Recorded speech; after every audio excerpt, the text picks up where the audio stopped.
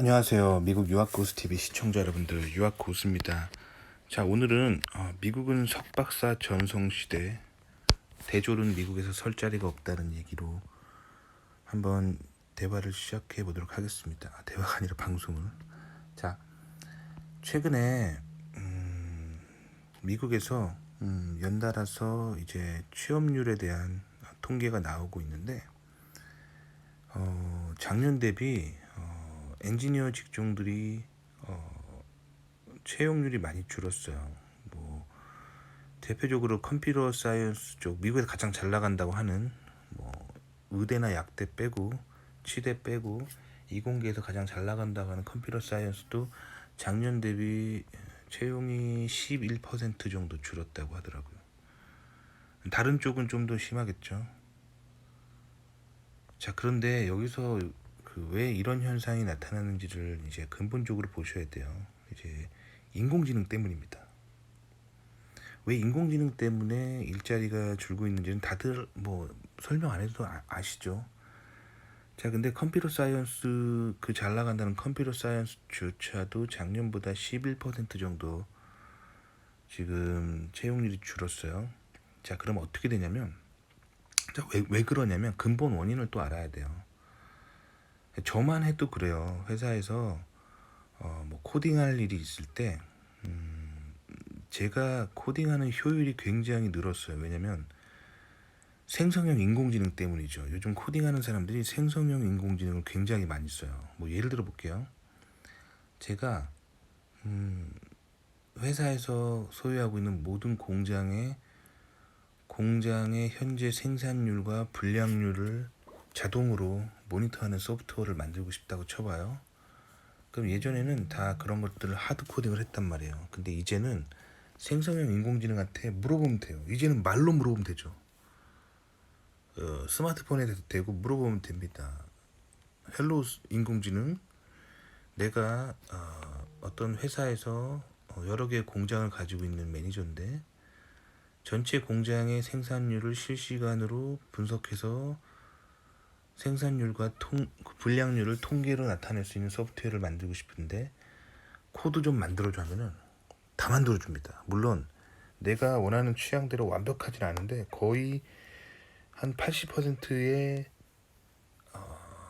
왁구라고 하죠. 왁구. 전체적인 프레임을 다 만들어줘요. 그럼 거기서 이제 좀 디테일한 것만 얘가 살짝 수정하면 되는 세상이에요. 그래서 예전에는 제가 한 달 정도 걸려야 되는 그런 코딩 알고리즘 같은 것들을 이제는 한 2주면 만들 수 있어요. 그러니까 시간이 많이 단축됐기 때문에 사실 많은 엔지니어가 이젠 필요가 없는 거죠. 인공지능 덕분이에요. 그런데 인공지능이 모든 걸 다 할 수 있는 건 아니에요. 솔직히 말하면 그 소프트웨어의 왁구를 만든다는 거는 과거에 누가 만들어놨던 거를 인터넷 검색해가지고 카피해 오는 거거든요. 그리고 그걸 좀 조립하는 거거든요. 그 정도면은 이제 학부 수준이면은 할 수 있는 일인데 이제 그런 일들이 필요가 없어진다는 거예요. 그러니까 인공지능 시대가 오면 올수록 점점점 석박사들의 전성시대고 대졸은 설 자리가 없어지게 되는 거예요. 왜 그러는지 이 원리를 깨달으셔야 돼요. 그러면 석박사들은 왜 필요하냐면 그 대졸이 할 수 있는 일 정도는 이제 인공지능이 다 할 수 있기 때문에 이제 석박사 수준의 높은 수준의 판단을 내리는 사람들이 필요한 거죠. 그러니까 제가 소프트웨어를 만들 때 제가 판단을 내리는 거죠. 박사 수준으로서 저거는 통계 원리에 이걸 이용해야 되고 저거의 생산할 때 저거의 불량률은 이러이러한 물리적인 현상이랑 관련 있고 이런 높은 수준의 엔지니어링 결정을 내리는 사람이 필요하기 때문에 앞으로 박사는 더 잘 나가는 거예요. 그러니까 인공지능이 우리 사회에 가져올 일은 양극화 현상입니다. 즉 고졸이나 대졸은 정말 설 자리가 없어지고 석박사들이 더 유망해지는 일이 벌어지게 되죠. 그런 일이 벌어지고 있고 그래서 이제 대졸은 그래도 당분간 어떻게 살아갈 수 있는데 이제 고졸이 문제죠. 단순 어떤 일을 했던 사람들 있잖아요. 뭐 물건을 나르고 뭐 복사하고 뭐 도면을 만들 때 뭐 이렇게 조금 살짝만 수정해야 되는 일들, 이런 거에 이제 고졸들이 많이 투입이 됐었는데, 이제 그 정도는 인공지능이 다 할 거라는 거예요. 그래서 고졸들은 앞으로 정말로 인공지능이 할 수 없는 일을 하려고 해야 돼요. 그래서 제가 예전에 추천드렸던 것처럼 뭐 이렇게 화장실 고치는 배관공 같은 거, 그런 건 아직 인공지능이 할 수가 없죠. 왜냐면 화장실 배관을 기계가 고치려면은 이족 보행 로봇가 와가지고 몸을 웅크리고 변기 뒤로 들어가서 그걸 고치고 나와야 되는데, 아직까지 그런 어떤 휴머노이드형 로봇이 아직 그렇게 정교한 게 나오지 않았잖아요. 그러니까 고졸들은 그런 쪽으로 가야 되는 거예요. 대졸들이 진짜 애매한 거예요. 대졸들은 대학 나와서 화장실 변기 고치는 일 같은 건 할 수는 없는 거잖아요. 대졸들도 이제 컴퓨터 사이언스 같은 그런 일 하고 싶잖아요. 좀 엔지니어 같은. 근데 그런 거는 이제 인공지능에게 다 대치당한다는 거죠. 그래서 결국엔 석박사들 전성시대가 오는 거예요. 아시겠죠? 세상이 변하고 있고요. 그래서 미국 취업률이 그래서 낮아진 건데, 석박사들은 더 원하는 시대가 되고 대졸들이 사실 자리가 줄은 거예요. 그래서 전체적인 통계가 그렇게 된 겁니다. 아시겠죠? 근데 이거 통계가 주는 어떤 그 오류라고 해야 될까? 통계가 주는 모순에 좀 빠지면 안 되는 게, 통계는 통계일 뿐이에요.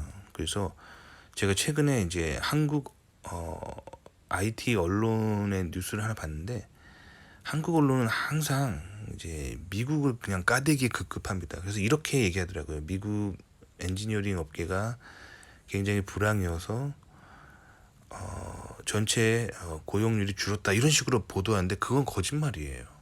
지금 인공지능 비즈니스 때문에 미국 이공계는 그 어느 때보다 호황이에요. 아시겠죠? 근데 통계가 주는 모순이 뭐냐면, 통계는 전체적인 모습의 평균만 이렇게 취하면은 거기에 모순에 빠지는 거야. 그러니까 이 통계적으로 전체 작년 대비 11% 정도 취업률이 줄은 건 맞는데, 자, 오히려 석박사들은 더 취업이 잘 되고 있다는 거죠. 그리고 대졸의 취업률이 확 줄었다는 거죠. 이런 걸 보셔야 돼요. 아시겠죠? 저는 지금 오늘 아침에도 이 어떤 회사로부터 그 영입 제의를 받았어요. 지금 제가 제 폰을 지금 열어서 그대로 읽어줄게요. 안녕하세요. 제 이름은 뭐뭐입니다. 우리 회사는 온라인으로 일할 수 있는 직장이 있고, 파트타임도 가능하고 풀타임도 가능하고, 당신의 이런 능력이 필요해서 하고, 이제 샐러리는 얼마고 이런 쪽으로 관심 있으면 연락 주십시오 하고 문자가 왔어요. 그러니까 제 전화번호가 사실 제가 예전에 취업할 때 뭐 이 동네 리크루터들한테 이제 좀 뿌려놓은 게 있거든요. 계속 연락 옵니다. 지금 석박사들은 취업이 굉장히 잘 돼요. 이 사람들이 제가 박사란 걸 알고 있어요. 그래서 박사급, 석사급, 즉 대학원 출신들은 인공지능 시대에 당분간 굉장히 잘 나갑니다.